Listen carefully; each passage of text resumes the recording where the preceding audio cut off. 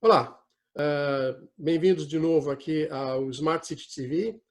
Hoje eu tenho o agrado de poder entrevistar a professora Florência Ferrer, pós-doutora em Sociologia, com mais de 20 anos de trabalho em toda a América Latina, em diversos países, dentro do Brasil também, em múltiplos estados, trabalhando sempre na área de transformação digital. Vamos falar com ela hoje e gostaria que quem assiste também se inscreva no nosso canal, clicando no símbolo de inscrição e no sininho para receber notícias. Então, falei, aqui temos Florência Ferrer. Florência, por favor, suas primeiras palavras. Oi, Lourenço, um prazer enorme estar com você aqui, dialogar e construir ideias para pensarmos a transformação digital do Estado com estes desafios novos aqui colocados pela crise do Covid-19. Então, tá bom. Flor, eu vou começar com uma pergunta que tem sido alvo em várias entrevistas e bastante interessante.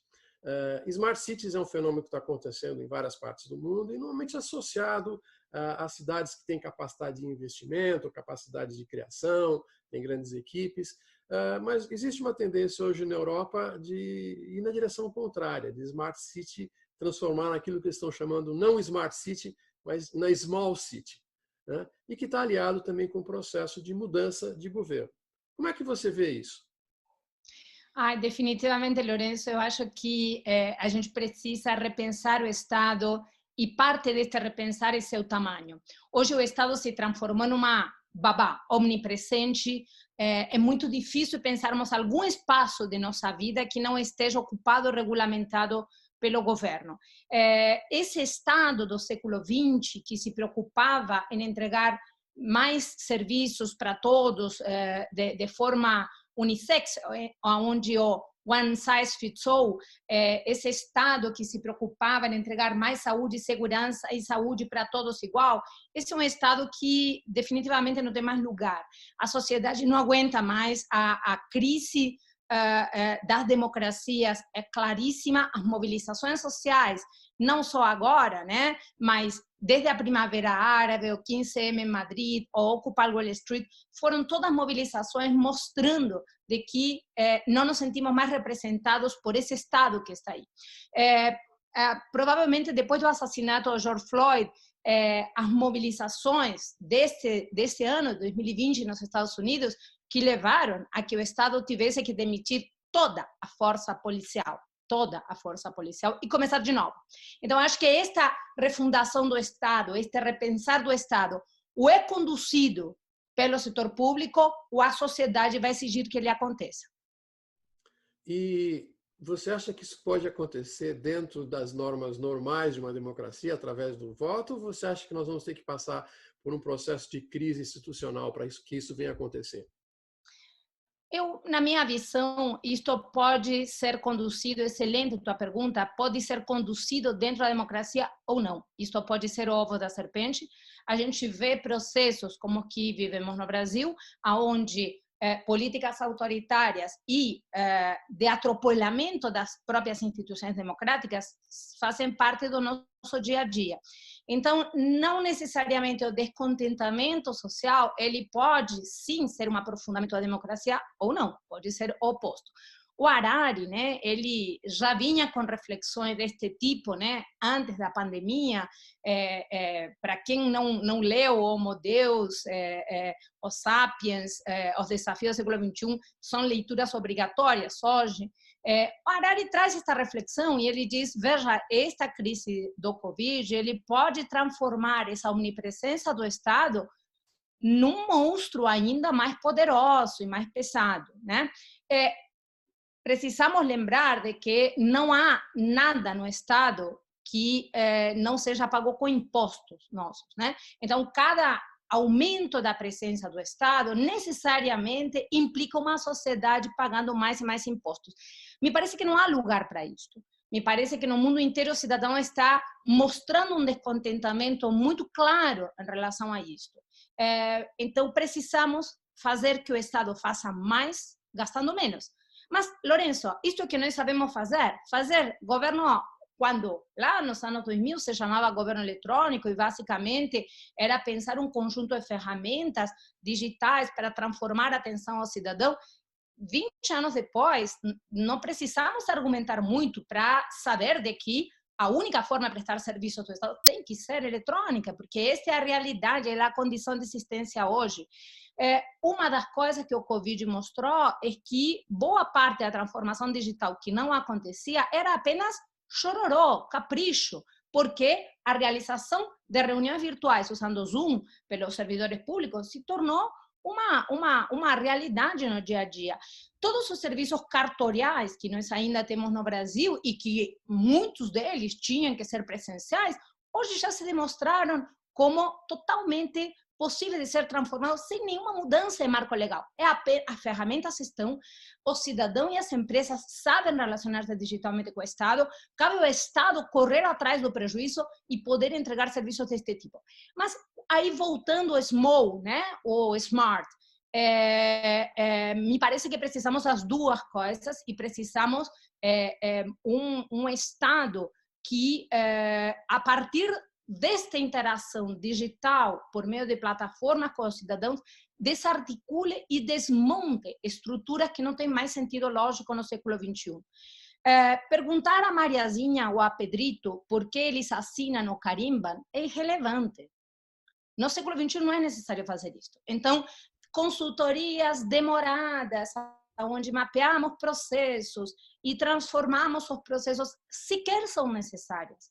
Porque uma outra imposição que fez o Covid para a sociedade como um todo foi a velocidade da transformação. Então, não temos tempo de perguntar. E esta velocidade, me parece que precisa também traduzir-se na reconstrução do Estado, né? Nós precisamos ter instituições, por exemplo, as cortes, né? Que se chama Honorável Corte ou Honorável Tribunal de Contas. Não é necessário argumentar muito para explicar que isto ficou parado no tempo, na época da colônia. Não há o que reformar, precisa ser reinventado, precisa ser refundado, precisa ser reconstruído. E o que aconteceu em Minneapolis com a morte de George Floyd mostra que isso é possível. Nós podemos refundar uma instituição, podemos fechar e começar de novo. Bom, você deu o exemplo dos Estados Unidos, né? E os Estados Unidos segue, como você sabe, um modelo de jurisprudência, um modelo jurídico, né? Que é bastante diferente do nosso modelo romano, de direito romano. Onde lá, aqui nos Estados Unidos, onde eu moro, né? O modelo vem da cultura inglesa, da saxônica, onde se usa o direito constitucionário, né?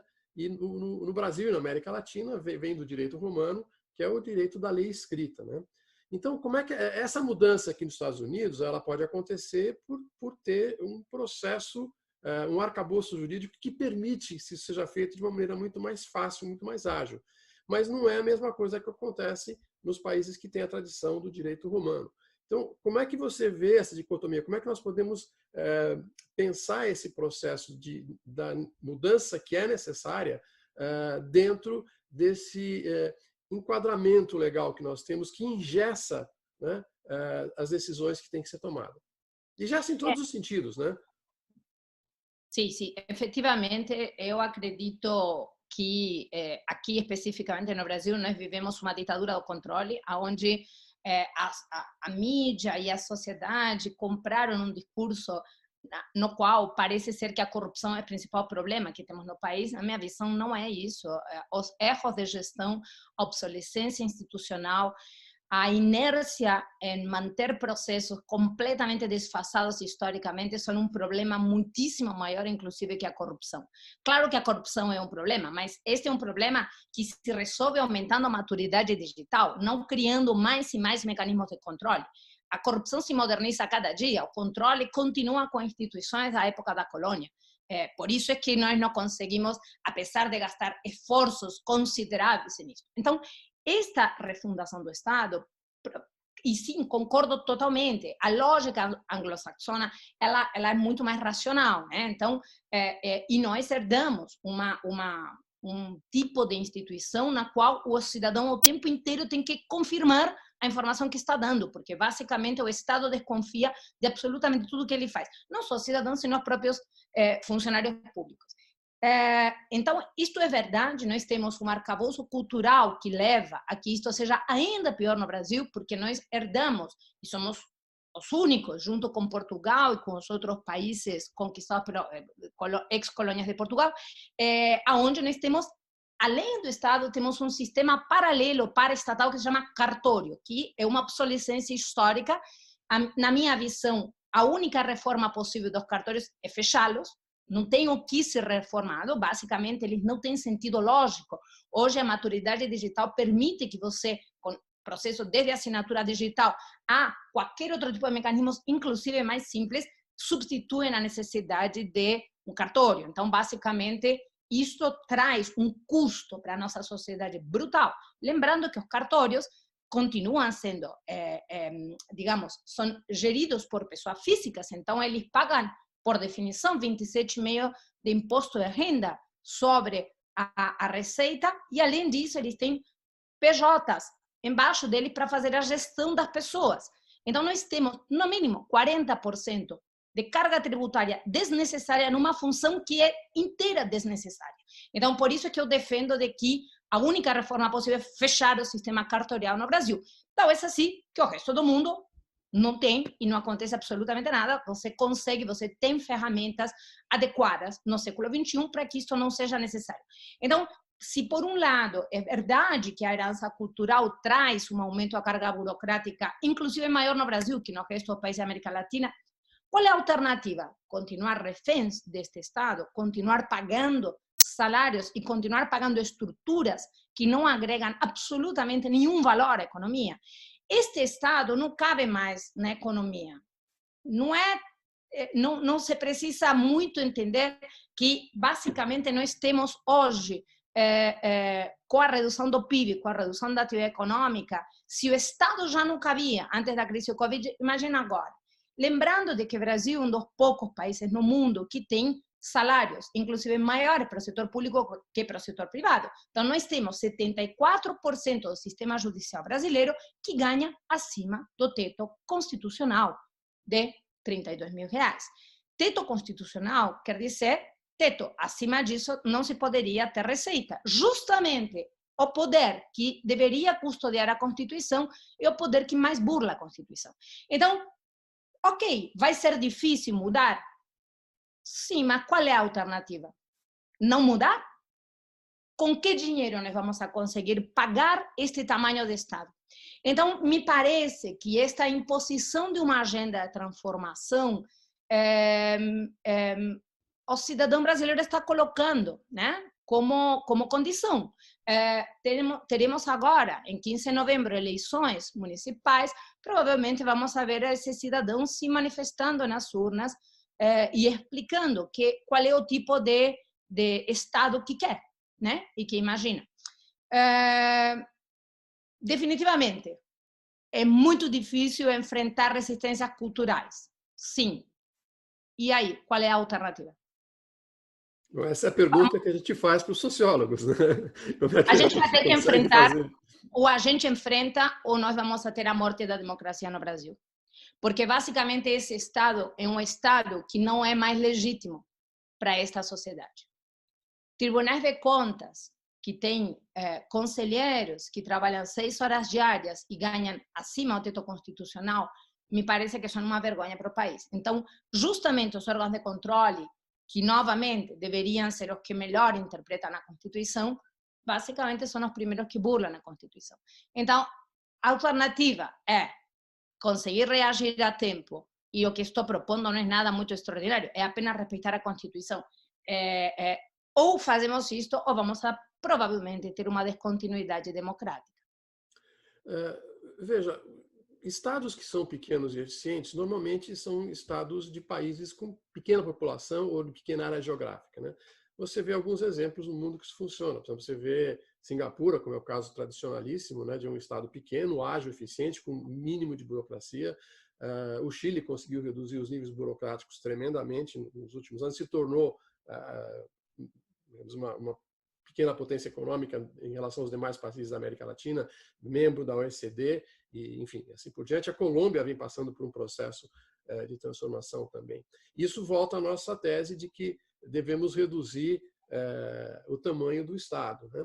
Vamos chegar ao ponto de a gente ter cidades que tenham essa característica de serem a cidade-estado, ou seja, vamos deixar de ter esse modelo federativo e vamos passar para um modelo de cidades-estados, voltando eventualmente até o conceito da Grécia Antiga, né, das cidades-estados? Muito boa a tua pergunta. De fato, países continentais são poucos no mundo. Quando esses países ainda são federações, a complexidade e a necessária eliminação da superposição, né, de níveis de governo é um policiamento permanente. Agora, lembro que Estados Unidos também é um país continental e ele tem um Estado que consegue se reinventar, muito por uma pressão do cidadão. Então, assim, nos anos 70, a Reforma 13 nos Estados Unidos foi desencadeada por mobilizações na Califórnia, onde o cidadão disse: eu não quero continuar pagando esses impostos. E quando o cidadão fala isso, mas de uma forma organizada, com uma desobediência civil muito clara, houve uma Reforma 13 que implicou numa redução necessária de todo o tamanho dos governos municipais. Então, a grande diferença, Estados Unidos é também um país que não só é uma federação, senão também é quase continental, é um bom exemplo que podemos olhar. A transformação é possível. Claro, no caso dos Estados Unidos, você tem um cidadão policiando isso de forma permanente, você tem um cidadão consciente dos impostos que ele paga, porque, pelo que me consta, até na primária, você ensina as crianças como se paga imposto, qual é a estrutura tributária. Então, claro que um cidadão muito mais consciente. No Brasil, a gente não tem ideia, né? Então, basicamente, sim, essa é uma diferença central. Podemos olhar esse modelo dos Estados Unidos e nos inspirarmos. Você sabe que os brasileiros adoramos nos inspirar nos Estados Unidos, né? Então, esse é um dos temas. Com a tentativa do Brasil entrar na OCDE, isto pode ser uma oportunidade histórica também de ajudar a repensar o Estado. Por outro lado, nós temos a maior parte dos serviços prestados no Brasil para o cidadão se dá a nível estadual ou municipal, não federal. Tem pouquíssimos serviços para o cidadão que são prestados pelo governo federal. Então, isto é uma oportunidade, sim, de transformação digital liderado pelos governos subnacionais. Esta sim me parece ser uma alternativa de fortalecimento das instituições democráticas. Por outro lado, no caso do Brasil, a gente tem tanto governos estaduais como municipais seguem e tem que obedecer à lei da responsabilidade fiscal, o qual, é meio óbvio, diz que a gente não pode gastar mais do que arrecada. Esta não é uma norma que sirva para o governo federal. Por isso é que no governo federal as pedaladas fiscais são ainda mais poderosas e brutais. Esta pode ser outra das alternativas de conduzir o processo, fortalecimento dos governos subnacionais, que são efetivamente os que prestam serviços, mas hoje nós temos uma estrutura tributária onde concentra a maior parte dos impostos que são recebidos no governo federal, que redistribui a partir de um conjunto de regras, que também são obsoletas, porque basicamente amarram constitucionalmente despesas que têm que ser feitas em saúde e em educação, confundindo a ideia de que gastar mais é melhor. Não necessariamente. A gente precisa... Tem que gastar melhor, né? Tem que gastar melhor. E claro que quando você tem um envelhecimento da população, provavelmente a pressão na educação primária tende a diminuir. Você tem uma população que, na medida em que vive mais anos, vai ter uma demanda maior por educação para adultos, e, por outro lado, vai ter uma pressão maior em saúde. Então, provavelmente, não faz o menor sentido continuar mantendo 25% em educação de despesa, porque, na verdade, de novo, confundimos quantidade com qualidade. O que nós precisamos é um governo de qualidade, que gaste menos, não mais.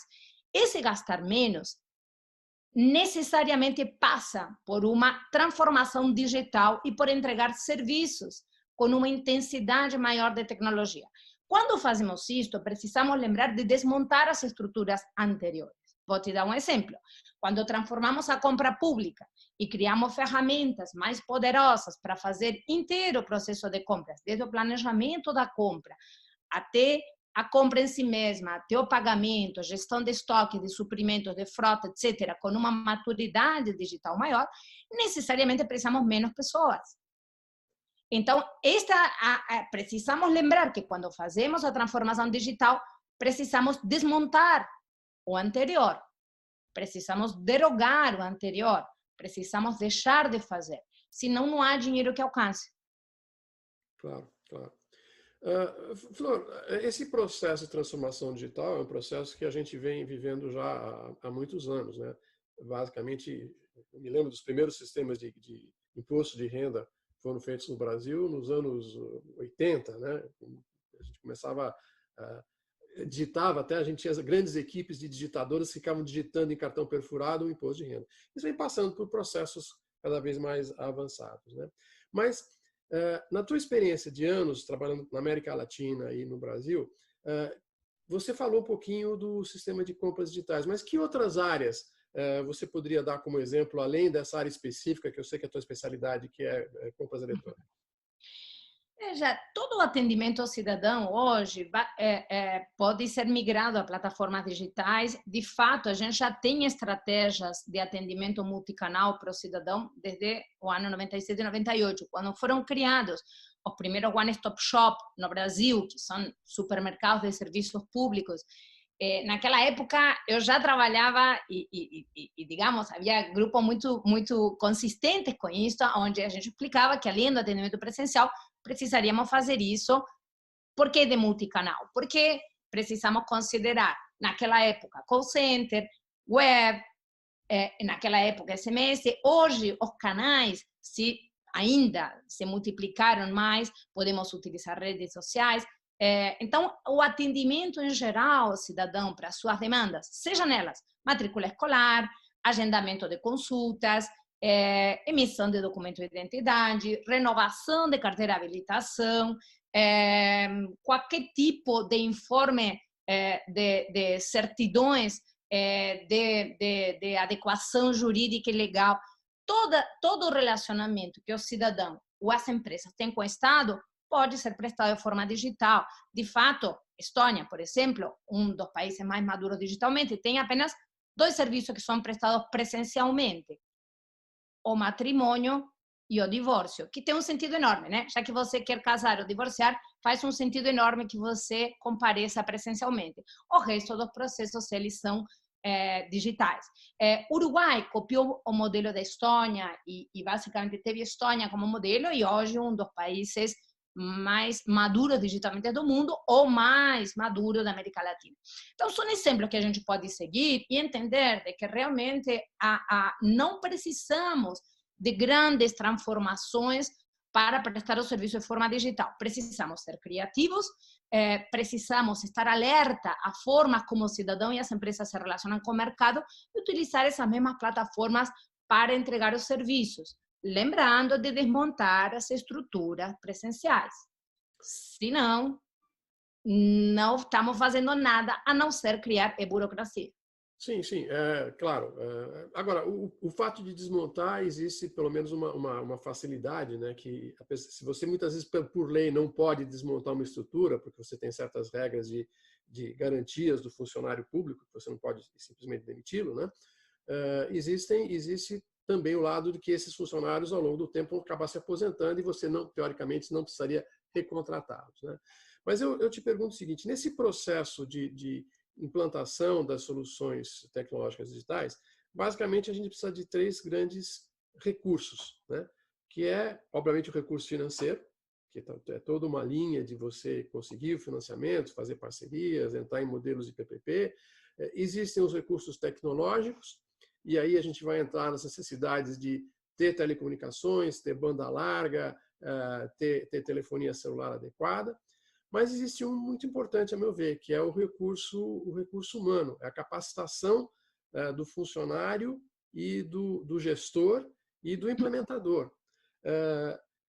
Desse tripé de recursos necessários, a gente acaba sempre ficando capenga de algum deles, né? Ou a gente falta recurso financeiro, ou falta recurso tecnológico, ou falta recurso humano. Na tua visão, existe uma preferência para se investir em algum desses recursos de maneira preferencial? Na minha experiência, em geral, sobra dinheiro, não falta dinheiro no setor público. A questão é que se gasta mal, né? Então, vou te dar um exemplo. Muitos anos atrás, 2002, 2003, eu fui uma das líderes de um projeto de transformação digital de municípios no âmbito da UEA, que se chamava MUNET, Municípios Eficientes e Transparentes. O grande desafio que a gente tinha era ajudar nesse processo de aumento de maturidade do governo digital, mas precisávamos fazer que uma parte do esforço financeiro saísse do próprio município, porque se você dá de graça, as pessoas não valorizam o que você está dando. Então, se por um lado a gente ajudaria na compra de antenas para conexão de Wi-Fi, computadores, precisávamos que houvesse uma decisão de investimento, né? Então, um dos municípios, como fui do time que construiu a metodologia e o piloto de fazer esta transformação, a gente pegou municípios muito diversos. Então, por um lado, eu tinha o município de San José, em Costa Rica, que tinha a Intel no município, então, né, não precisava explicar muito o que era a transformação digital para esse prefeito. Por outro lado, tinha um município chamado San Miguelito, no interior de Honduras, a 70 quilômetros de Tegucigalpa, aonde basicamente a única coisa que nós tínhamos era uma prefeita que disse: eu quero, ao mesmo tempo que eu resolvo o problema da pobreza, eu quero entrar no século XXI. A gente decidiu, vamos ajudar essa prefeita. Ela tinha mais de 70% da população abaixo da linha da pobreza. O único meio digital que ela tinha era um orelhão. E foi assim que começamos o processo de transformação digital. Mobilizamos e eu ajudei a criar uma estratégia de transformação digital feita por eles, não por mim, porque senão seria muito fácil. O problema é que depois, se eu saísse, nada aconteceria. Então, capacitei a prefeita, aos secretários, a fazer tudo isso, a fazer o curso à distância. Então, eles tinham que ir no começo a Tegucigalpa para fazer um curso e desenvolver de forma conjunta, por Skype, pelo que conseguíamos na época. E, por outro lado, ela tinha este orelhão. Então, cada vez que eu ligava para ela, alguém atendia o orelhão da praça e dizia: Dona Filomena, a Florência quer falar com a senhora. Então, esse era meu canal digital com ela. Quando eu saí do município, deixamos um telecentro instalado na unidade de saúde. E que isso que eu fiz para convencer ela? Ela me disse: não, mas eu não tenho dinheiro. Então, eu mostrei para ela, falei: como é que a senhora se relaciona com o mundo? Então, ela mandava por correio para Tegucigalpa. Então, coloquei na conta quanto ela gastava para mandar por correio, quanto ela gastava com alguém que ia da cidade dela até Tegucigalpa enviar a documentação. Então, coloquei na lista e mostrei que a mensalidade de internet era mais barata que isto. Então, que isso que eu quero te dizer com isso? Nessas condições, depois, no resto dos processos que eu já trabalhei mais de 100 processos de transformação digital, sempre encontrei excesso de recursos financeiros, não falta. É simplesmente que você precisa mostrar que ele está gastando de uma forma que não agrega valor, fazendo cópias, com tempo de trabalho desnecessário para fazer processos obsoletos. Então, se por um lado, então esse tema do recurso financeiro, na minha visão, nunca encontrei um caso onde faltasse. Simplesmente tem que achar aonde está gastando dinheiro que não agrega valor e ajudar a usar isso na transformação digital. Segundo lugar, é verdade que a gente não pode mandar embora funcionários públicos, mas não é isso. Mas você sempre tem uma demanda crescente de novos serviços. Então, você pode capacitar essa pessoa para fazer outras coisas. Então, vou te dar um exemplo. Quando criamos o Poupa Tempo em São Paulo, o documento de identidade ainda se fazia nas delegacias de polícia ou no Poupa Tempo. Quando o Poupa Tempo se tornou a forma, e todos os One Stop Shop, escolhida pelo cidadão, porque funcionava das 7 às 19, sábados incluídos, então você chegava e tinha um processo muito rápido de emissão de documento de identidade. O esforço que nós fizemos não foi brigar e criar uma gestão da mudança com a polícia, foi simplesmente deixar de fazer nas delegacias. O cidadão escolheu a forma mais eficiente, então nós deixamos de fazer isso nas delegacias de polícia.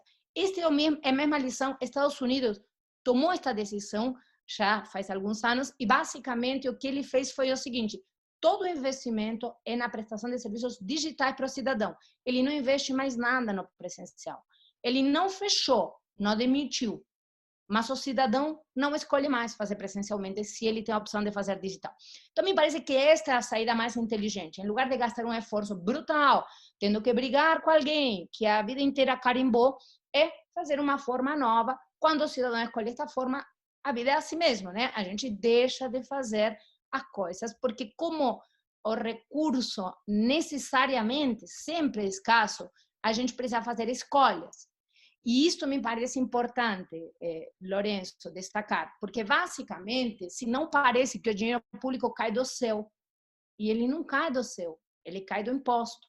Então, a gente precisa escolher e atender ao cidadão da forma que ele merece, porque basicamente o Estado, devemos lembrar o tempo inteiro, ele só existe para prestar serviços ao cidadão. O cidadão precisa ser o centro das atenções. O que não agrega valor para o cidadão não precisa ser feito mais. Pô, nós estamos no fim, acabando o nosso tempo, a conversa é ótima, o tempo passa rápido, mas eu queria só que você dedicasse o teu último minuto aí de conversa para uma pergunta que eu faço a todos os entrevistados. Nós estamos para ter eleições logo no Brasil, né? Qual a recomendação que você faz para aquele prefeito jovem que está cheio de energia para fazer uma transformação na sua cidade? O que ele tem que fazer? Prefeito, ouça o cidadão, ouça o que ele precisa. Somente direcione esforços para o que agrega valor ao cidadão. Manter o Estado refém de estruturas corporativas e burocráticas não dá votos. O cidadão precisa de um Estado inteligente, presente nas atividades que realmente somente o Estado pode fazer. Todas as atividades que o cidadão, ou as empresas, ou a própria sociedade podem gerir como autogoverno, precisam ser geridas desta forma. O Estado precisa deixar de ser uma babá omnipresente e ser apenas um Estado que conduza o desenvolvimento econômico, social e político dessa sociedade. Flor, muito obrigado pelo teu tempo. Nós estamos encerrando aqui a entrevista. A conversa é fantástica. Podíamos ficar aqui horas conversando. Vamos fazer um brinde, Obrigado. porque a transformação digital se acelere.